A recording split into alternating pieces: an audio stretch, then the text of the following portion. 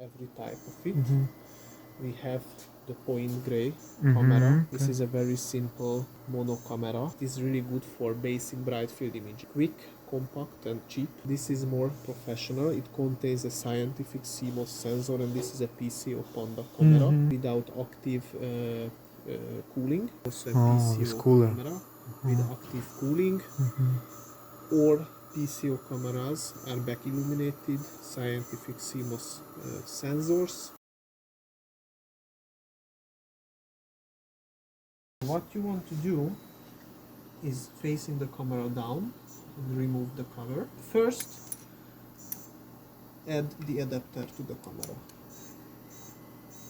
Okay, and you can tie this. Once you have the camera on the adapter, then you put on this to the scanner with the adapter. You have this. You can adjust camera rotation. We will do that later from the software when everything is set up. So actually you can change the adapter or the camera without removing the casing, and after that just adjust everything from the software. So it is possible if you need different kind of imaging. So trigger is facing to the right. This seems like a good position to start, but we will adjust it and connect all the cables. First of all, the scanner has an external power unit. Okay. Yeah. You will also get this separately, of course. This is the output of the power unit, and all you need to do is connect it, and everything is marked. So this is power in, and then you can turn it on if you want. So that's it. After that, you have to connect the PC and the microscope. USB 2 cable, so nothing special. And everything is marked. So as you can see, PC, power in, preview, but on the PC you will get out of the box. All these markings are going to be here. So you just have to connect. This USB cable is going to be the microscope, but as you can see, this USB cable is quite the same, just in a different color. And this one is going to be preview. What is preview? Preview, here you can see a little camera. Okay, it is not belonging to the optical pathway of the microscope. This little camera is aimed the purpose to have a very quick bright field preview of the slide that you are loading.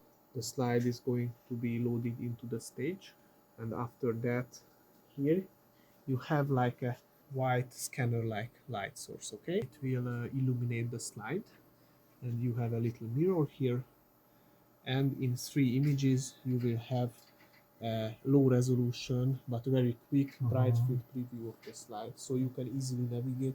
You will see your sample on it, so you don't have to find everything with a 40x or 20x objective, which has a very little field of view. So this preview camera has a separate USB connection to the PC, and that is basically to the scanner itself.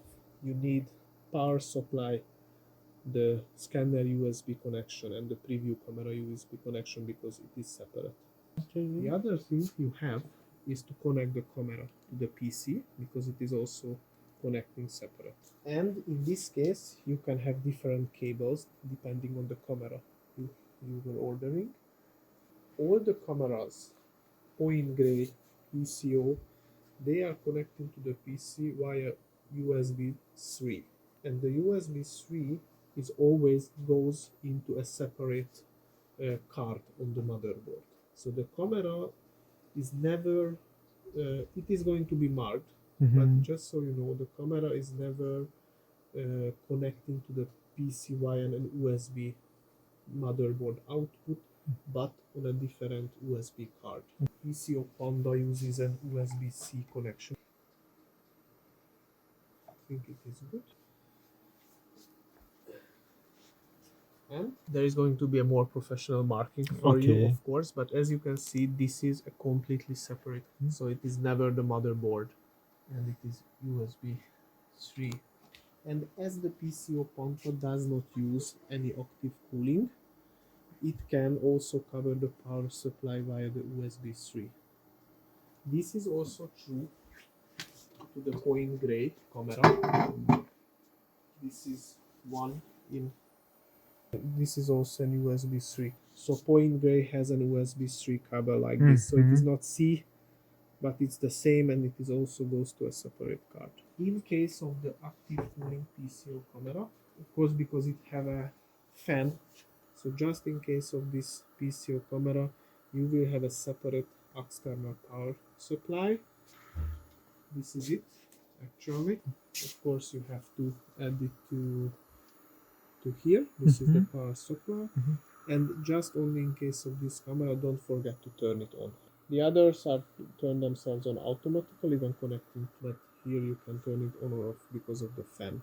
The data connection is the same via USB 3 cable to a separate card. There is always another cable coming from the camera, and this is the so-called trigger. Because how the scanner works, how imaging works, is the following. The camera gets a task from the software that I have to image via the USB cable from the PC. And the camera tells the light source via the cable that, okay, I'm going to bring a picture now, so I need illumination. So illumination is not continuous, but the camera, when it is doing the exposure and grabs the picture, the image, it tells the illuminating light to illuminate, and that's how you do it. And for this, you will get a trigger cable. The trigger cable is always, in case of the PCO camera, always goes to number 4. Trigger in is completely different.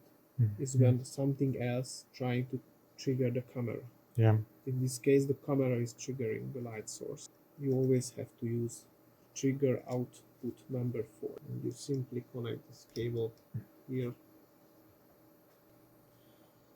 Okay. This part does not have to concern you because this is a separate triggering output to fluorescent light source. I think in your case these are going to be only bright, so it is the same cable, but you don't have to worry about this. The other end of the trigger cable is going here, as you can see. Okay, you will have a little opening here that goes to the top, and you have to push it, and that's it. So via this, the camera can trigger the LED light sources to illuminate. That's the point. It is completely the same in case of the big PCO camera. And in case of the point gray, you don't have to choose from multiple outputs because it's only one. But now we are going to work with the PCO on the camera, and basically we have connected everything. So it was 2 USB cables to the PC from the scanner, power supply to the scanner, USB connection and power supply to the camera, and the trigger cable, and that's it.